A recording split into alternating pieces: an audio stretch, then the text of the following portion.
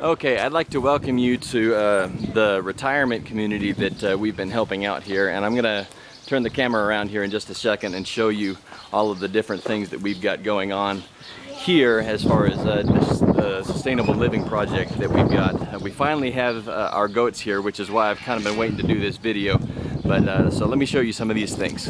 Well, first of all, we have Isaac here, and he is standing in front of chaya plants, and underneath these chaya plants, they just harvested it. I wish that I'd gotten the video of it, but what we had here was lettuce growing all over the place.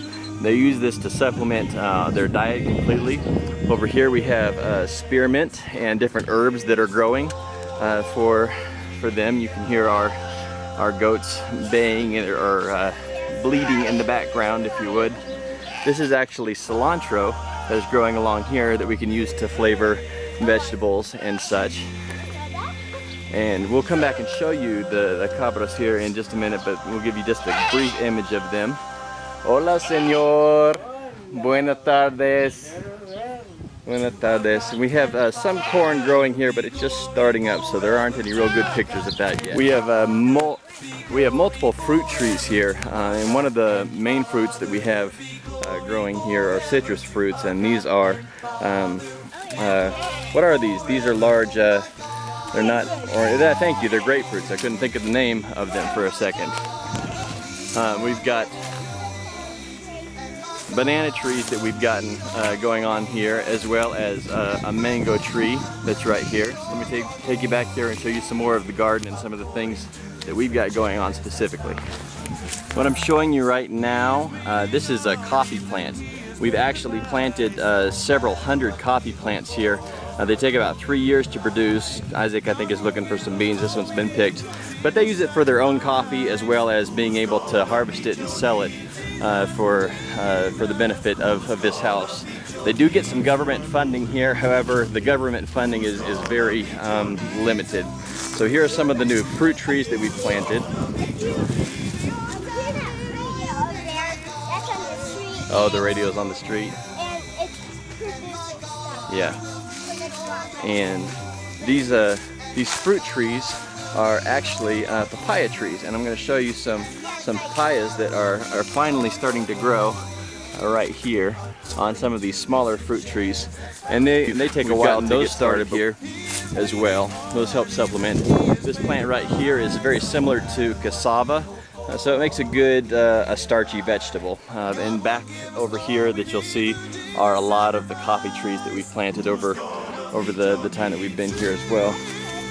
This right here is a squash that we have growing in part of the garden. Well, I don't go up this way. Obviously, I kind of do so. Yes, exactly. Yeah, we're explaining it to Isaac as we go as well, too, aren't we? So let's kind of continue to take our trip back here, and we'll show you what they've been doing. Here's some of the younger coffee plants that we've planted.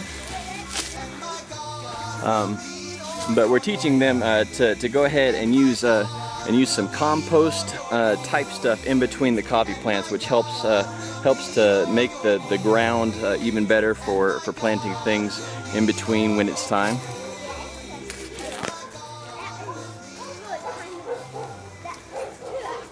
Here's part of a I don't know if you can see it in the sunlight. Here's part of a raised bed garden where they've been growing carrots and some lettuce and some cilantro in the past. Over here you'll see some carrots that are actually growing and almost complete and done.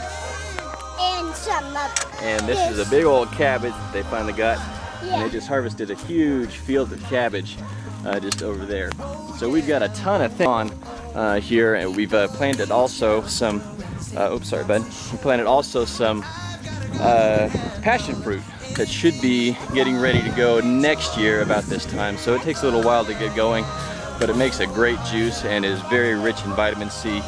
So with the citrus fruit here and the passion fruit, we've got enormous potential for the nutritional value of all of the people here, and that's so important, especially with them being sick and getting up in age quite a bit as well. So thanks for letting me show you this. We'll show you the goats right now. Okay, there goes one of our goats up in there. I just put a banana leaf up there so that they get up there and start eating. You can see them getting up, and Isaac says that he's petting a goat right now. Super gentle creatures. We got two that are milking right now. This is our buck. He's eventually going to be moved out to Yankee, which I'll show you here after all of these things are concerned. But that's our goat house. Realistically, we'd like to make the goat house out of more traditional materials, but as far as time is concerned, we needed to get this one up because we had goats coming. We originally planned for 3 goats coming and living here for a while. Stay in here for a sec, buddy. But we got kind of a buy one get one free deal, and so we ended up with 6. Pushed us into making another goat corral out in Yankee. Okay, one of the things that I'm going to show you right now is kind of the culmination of everything that's been going on. We're at Ronaldo's house right now. This is actually at the church that was built about 6 years ago, and they started the church rather, and the building was built about 6 years ago.